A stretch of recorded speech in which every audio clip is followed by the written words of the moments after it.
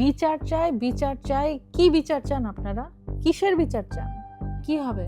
মৃত্যুদণ্ড হবে, সশ্রম কারাদণ্ড হবে। তারপর আসলে সেটা বাস্তবায়ন হলো কিনা সেখানেই তো সমস্যাটা। আমাদের বাংলাদেশে বছরের পর বছর মামলা চলতে থাকে। সমস্যাটা সেখানে।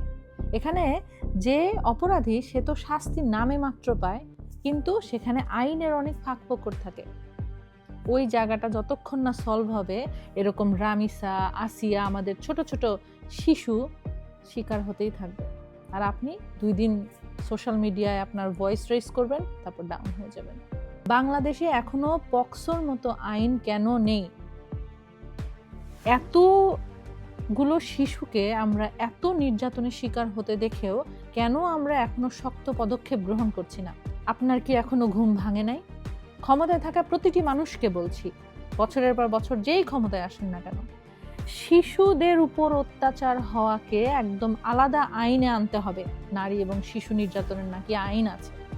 কথা হচ্ছে শিশুটাকে তো নারী পর্যন্ত হতে দিচ্ছেন না আপনারা।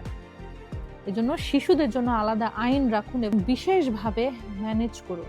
যে যার জায়গা থেকে শক্তভাবে যদি এখনো আওয়াজ না তুলেন, একের পর এক বাচ্চা এভাবে চলে যায়। এই রামিসার কথা মনে হতে গিয়ে এখন আসিয়ার কথা অনেকের মনে হচ্ছে।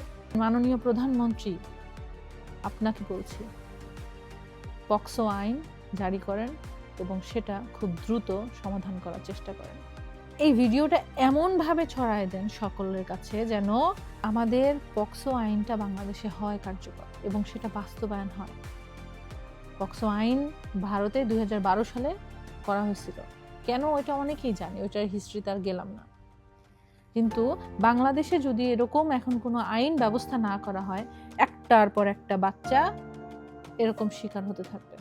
এবং এর জন্য দায়ী আপনিও, কারণ আপনি ভয়েস তুলেন নাই, আপনি নিজের জায়গায় কথা বলেন নাই।